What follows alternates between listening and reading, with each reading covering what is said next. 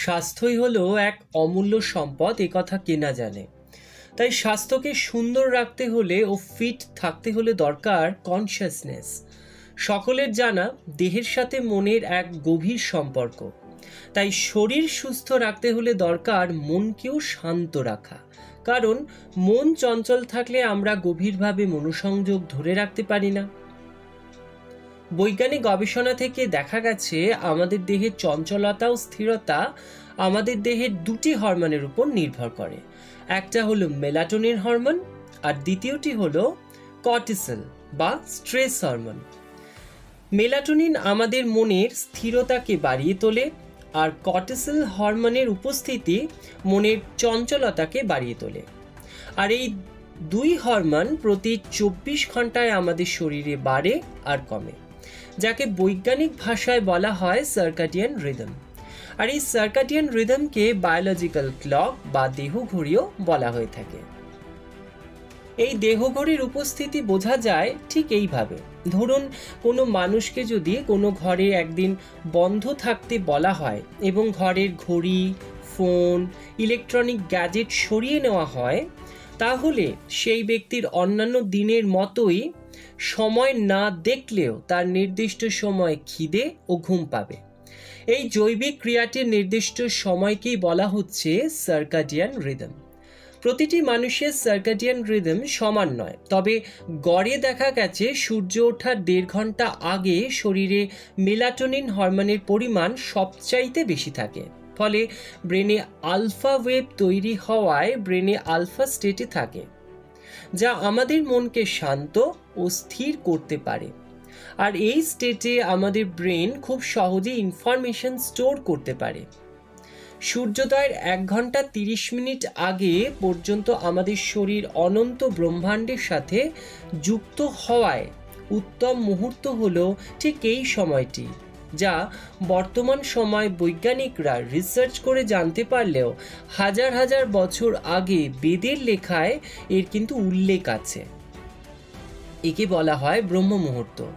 ব্রহ্ম মুহূর্তের best concept বিশ্বাস বা পুঁথিগত বিদ্যার উপর নির্ভর নয়, বরং বেদ, পুরাণ, কোরআন, বাইবেল ও উপনিষদে এই ব্রহ্ম মুহূর্তের বহু ব্যাখ্যা ও প্রমাণ কিন্তু আছে।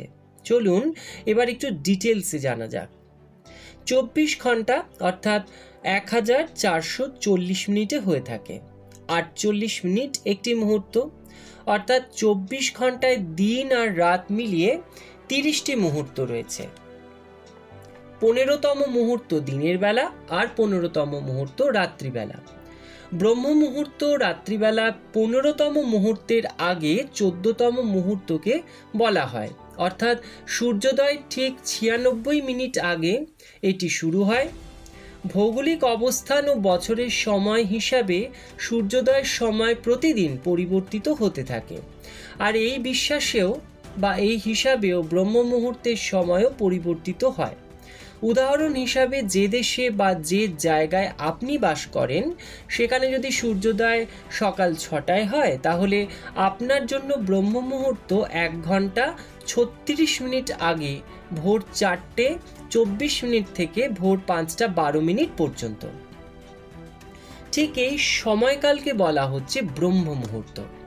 এই ব্রহ্ম মুহূর্তের বাংলা অর্থ হলো সৃষ্টিকর্তার সময়, অর্থাৎ নতুন কিছু সৃষ্টিমূলক বা সৃজনমূলক কাজের জন্য নির্দিষ্ট সময়। এছাড়া শিখ ধর্মেও এই সময়টাকে অমৃত বেলা অর্থাৎ অমৃত বেলা বলে সম্বোধন করা হয়েছে। ইসলাম ধর্মের ফজর নামাজকে অন্যান্য নামাজের তুলনায় ফজর নামাজকে সবচাইতে গুরুত্বপূর্ণ বলা হয়েছে। Prayer is better than sleep. এমনকি বৌদ্ধ ও জৈন ধর্মেও এই সময়কে প্রার্থনা ও মেডিটেশনের করার সবচাইতে গুরুত্বপূর্ণ সময় বলে মনে করা হয়।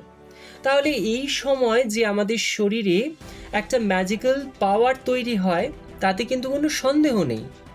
আসুন এবার জেনে নেওয়া যাক ব্রহ্ম সময় কাজে লাগানোর ম্যাজিক্যাল উপকারিতাগুলি কী কী। এক হলো মেন্টাল স্টেবিলিটি অর্থাৎ মানসিক স্থিরতা। এই সময় মন আপনা থেকেই শান্ত থাকায় যোগী ও সন্ন্যাসীরা এই সময়কে সাধনা বা মেডিটেশনের জন্য বেছে নিয়ে থাকেন। 2 নম্বর হলো ফিজিক্যাল ফিটনেস বা শারীরিক সুস্থতা। এই সময় বাতাসে অক্সিজেনের মাত্রা সর্বোচ্চ থাকায় এবং শরীরের তাপমাত্রা সর্বনিম্ন থাকায় যে কোনো ফিজিক্যাল অ্যাক্টিভিটি বা যোগা করার জন্য এই সময়টাকে বেস্ট টাইম ধরা হয়ে থাকে। 3 নম্বর হলো ন্যাচারাল ব্যালেন্স বা প্রাকৃতিক সন্তুলন। যখন আমরা আমাদের লাইফস্টাইলের কারণে ন্যাচারাল সার্কাডিয়ান রিদম থেকে সরে গিয়ে জীবনযাপন করতে শুরু করি, তখন প্রাকৃতিক সন্তুলন বিগড়ে যায়, আর তার ফলে আমাদের যে ইন্টারনাল হরমোন রয়েছে সেগুলোও কিন্তু বিগড়ে যায়।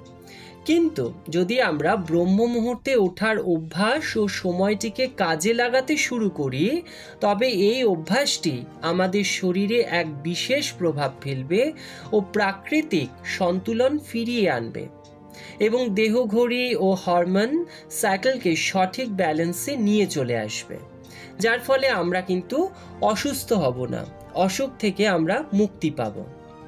তবে ভোর 3টে থেকে 6টার মধ্যে নির্দিষ্ট এই সময়টিতে কসমিক এনার্জি সবচাইতে বেশি থাকে, তাই আপনি চাইলে অবশ্যই এই সময়ের মধ্যে 40 মিনিট বেছে নিতে পারেন।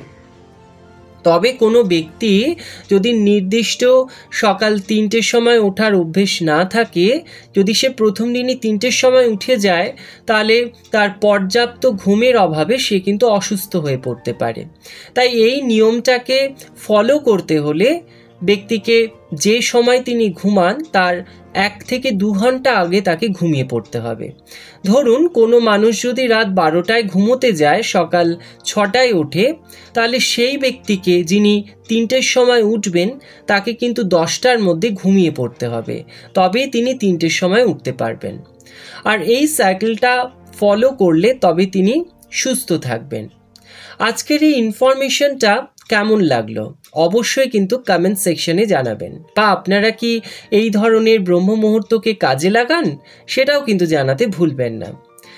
ভালো থাকবেন, সুস্থ থাকবেন আর চ্যানেলের সাথে থাকবেন। ধন্যবাদ।